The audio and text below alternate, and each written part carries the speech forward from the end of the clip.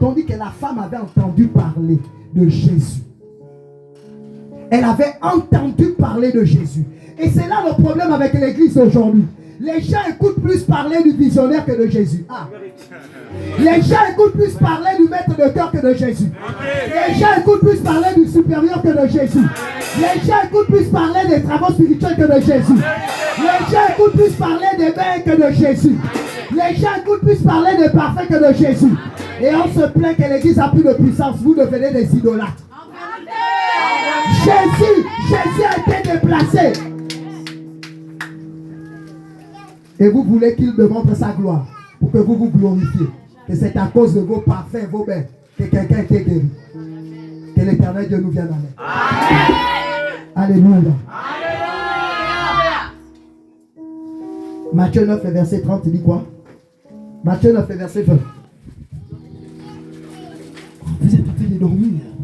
Rapidement, Matthieu 9, verset 20. Qu'est-ce que ça dit? Et voici. Une femme atteinte d'une perte de sang depuis 12 années s'approcha par derrière et toucha le bord de son vêtement. Très bien. Alléluia. Alléluia. Alléluia. Il y a un mot qui revient. Dans Nombre, on a dit, tu te feras une flanche au bord. N'est-ce pas? Là-bas, Marc a dit quoi? Elle a touché le bord. Écoutez-moi très bien. Voici l'origine des prières de combat dans l'église. Écoutez, la femme atteinte de perte de sang avait la maladie. C'est un vêtement.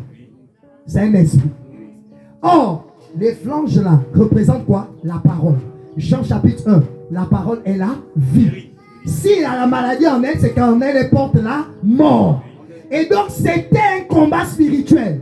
La maladie de 12 ans devenait un esprit de mort. La Bible nous dit quoi? Qu'elle avait perdu toutes ses richesses. Je ne sais pas ce que tu as perdu parce que tu cherches ta santé. Je ne sais pas ce que tu as perdu parce que tu veux que ta vie soit meilleure. Je ne sais pas ce que tu as perdu, my God, parce que tu veux que ton devenir s'améliore. Mais je te dis que ce soir, le port du menton de Jésus est présent. Je te dis que le port du menton de Jésus est présent. La femme avait écouté parler qui passera par là. Et là, la Bible nous révèle qu'elle a touché les flanges qui représentent la parole de Jésus. Et ce soir, il te suffit de lever la main. Et Jésus maintenant te touche ce soir. Il te touche par son menton ce soir. Et je déclare au nom de Jésus, comme la femme a été de perdre des sang, c'est ici ton témoignage. C'est ici ton témoignage. C'est ici ton témoignage. La Bible me dit qu'elle va toucher le bord du vêtement. Et c'est là l'origine des prières de combat dans l'église céleste. C'est la flanche que l'on frappe, que l'on fait passer sur le corps. On ne fait que répéter le rituel de la femme atteinte de perte de sang. J'ai dit à certains, si vous ne comprenez pas les choses de l'esprit, venez vous asseoir et on vous explique. Mais si vous avez déjà des préjugés, bien évidemment, on ne peut pas discuter ensemble. Lorsque le prophète s'apprête à mourir, il met la Bible sur sa tête. Parce qu'il sait que toute l'église est dans la parole. Amen. Mais vous avez rejeté l'évangile, vous voulez comprendre l'église céleste. En vérité. On a rejeté l'évangile. La paroisse est pleine. Si on dit venez, on va faire une prière de combat. Quand on dit venez, on va parler de Jésus. J'ai le déplaisir de vous annoncer parce que je suis sous le mandat de l'évangile. Je mourrai, j'irai rendre compte à Jésus. Bien-aimé, si c'est ça ton attitude, l'absurde ne va pas te faire entrer au ciel. Faites vos messes de requiem, c'est lui le sens avenu. Si sur la terre tu as rejeté l'évangile, la Bible dit que celui qui va me régner sur la terre, je vais le régner dans les cieux. Et à chaque fois, la Bible déclare dans le livre de Proverbes 28, verset 9, dit, si quelqu'un détourne son oreille pour ne pas entendre la parole, sa prière est une abomination. Il y a des personnes bien-aimés dévanciers. Nous allons prier sur eux fatigués, puisqu'ils sont détournés. Même nos prières deviennent une abomination. Tu te diras que c'est le chargé qui n'a plus l'onction. Tu te diras que c'est les devanciers qui ne sont pas sanctifiés. Mais toi, ton attitude, lorsqu'il y a la prédication, tu envoies les messages. Lorsqu'il y a la prédication, c'est là où tu trouves pour sortir. Oh, est-ce que je peux parler de ce sujet ce soir? Est-ce que je peux parler de ce sujet? Alors que la vie est propagée dans le temple, toi tu es dehors. Alors que la vie est en train de se distribuer dans le temps, tu envoies le message WhatsApp. Et voici ta vie devient WhatsApp. Il suffit qu'on coupe le wifi et le réseau, c'est fini. Te voici dans l'obscurité. Que l'Éternel Dieu ait pitié de nous. Amen. Que l'Éternel Dieu se révèle à son église. Qu'il se révèle à ses adorateurs. Alléluia. Alléluia. Alléluia. Je conclue en parlant de la vie d'un personnage, c'est Joseph. La vie de Joseph va être basculée à cause du mystère du vêtement. La Bible révèle, dans un premier temps, j'ai relevé 5 étapes. J'ai relevé 5 étapes de la vie de Joseph qui ces étapes doivent nous servir d'exemple.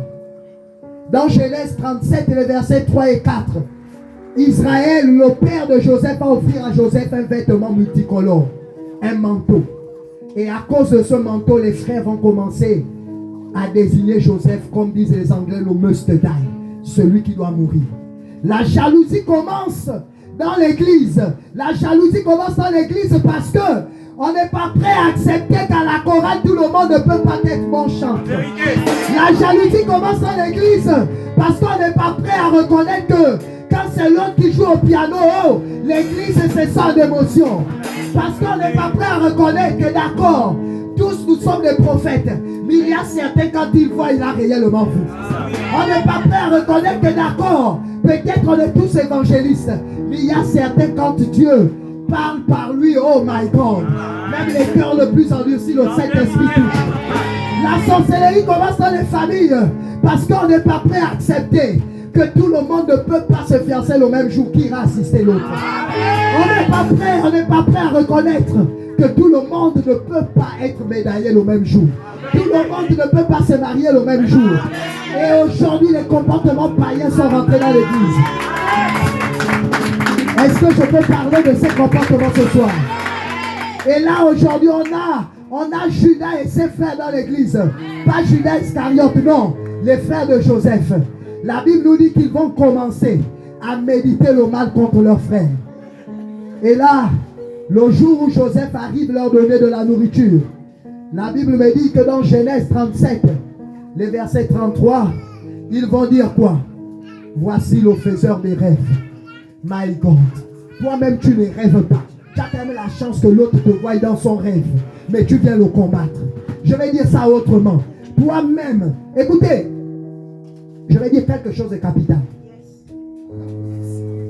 Dans l'église et dans les familles, il y a ce qu'on appelle les cycles de visitation. Jésus dira à Jérusalem que Jérusalem, si tu as su le temps de ta visitation, il y a des cycles de visitation. Je commence par les choses de la chair. Et là, c'est au temps de Josaphat. Dans le livre de Chroniques, Dieu va visiter le peuple. Et qu'est-ce que certains vont faire? Ils vont tuer loin de Dieu. Et après, ils vont devenir esclaves de leurs adversaires.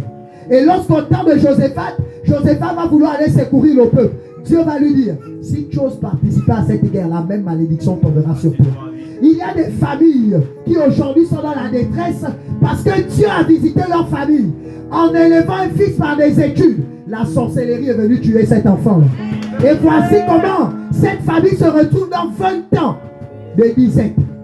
Parce que c'est cet enfant-là qui allait devenir DG pour sortir la famille de la pauvreté.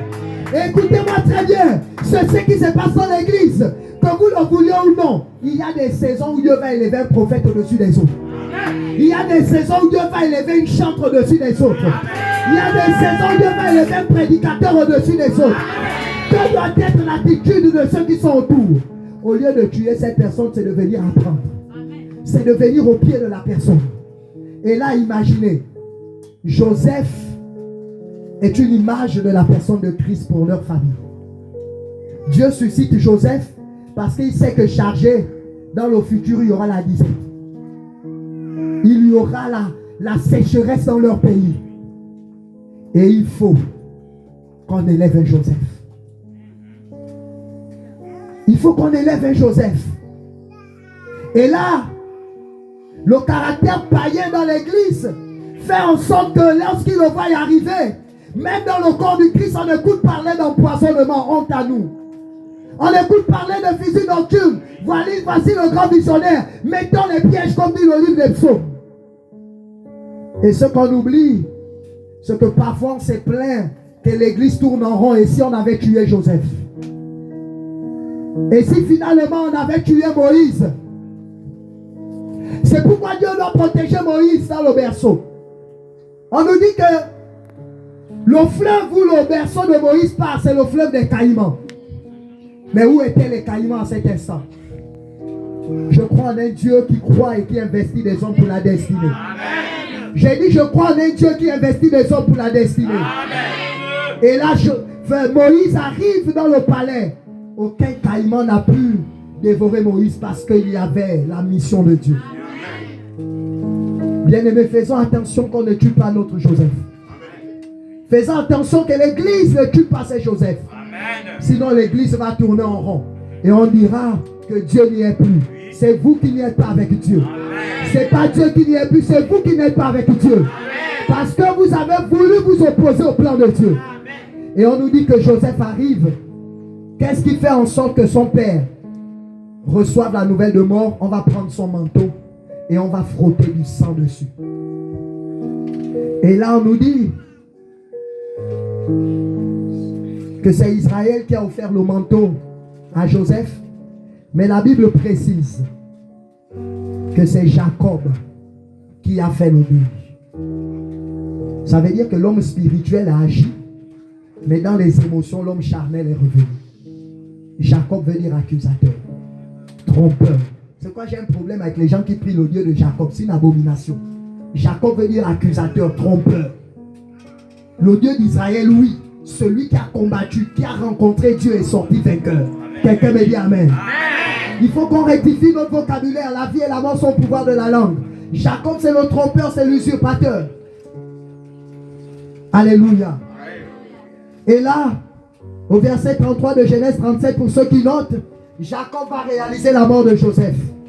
Et dans la troisième étape, au chapitre 39, le verset 12, 16 et 18, le même Joseph arrive en Égypte, maestro. Et là-bas encore, son vêtement va lui jouer les tours. Regarde ton voisin, dis-lui, fais attention à ton vêtement. Dis-lui, fais attention à ton vêtement. Bien-aimé, je vous raconte quelque chose que j'ai vécu dans ma famille. J'ai vu un cousin qui a arrêté les études en 5e. Le jour où il avait installé sa chemise du lycée, du collège à la corde, et elle a disparu. C'est aujourd'hui, dans le monde de l'esprit, que je comprends ce qui s'est passé. C'est pourquoi j'ouvre une fenêtre. Même quand je suis même père, même mère avec quelqu'un, je ne me change pas de vêtements. My God. Non, non, non. C'est ça, c'est l'habitude de nos sœurs. C'est ma copine, on s'échange même les sous-vêtements. On s'échange les t-shirts et le reste. Bien aimé, non. Le vêtement décrit la destinée de quelqu'un, my God.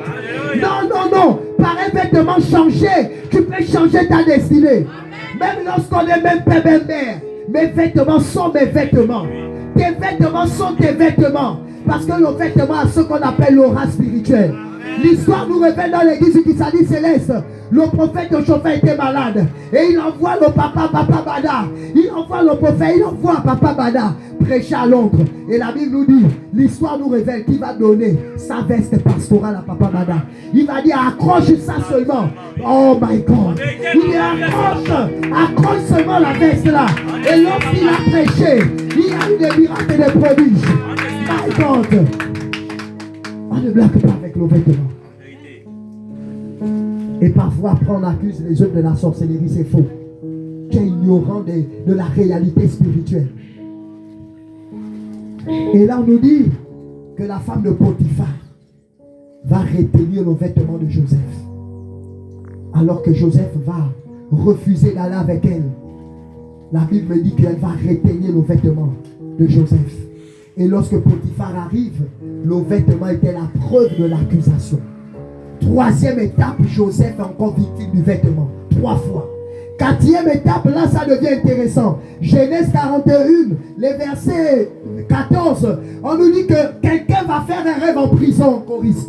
Quelqu'un va faire un rêve en prison, les mamans. Et là, Pharaon va envoyer des personnes pour récupérer Joseph. On nous précise qu'on va dire à Joseph de changer ses vêtements. avant d'aller rencontrer Pharaon. Et je suis en train de te dire que, oh, Pharaon t'attend, mais il faut que tu changes tes vêtements. Non, tu n'as pas compris de quoi je parle. J'ai dit Pharaon t'attend, mais il faut que tu changes tes vêtements. Écoutez-moi très bien, on a parfois besoin de Pharaon. Parce que Pharaon, c'est ton directeur d'entreprise. Tu as parfois besoin de Pharaon. Pharaon, c'est l'entrepreneur. Écoutez-moi très bien, la Bible dit dans Ésaïe 60. Vous sucerez aux mamelles des rois. Et le texte original, les rois là, ce ne sont pas des chrétiens. Ce ne sont pas des adorateurs.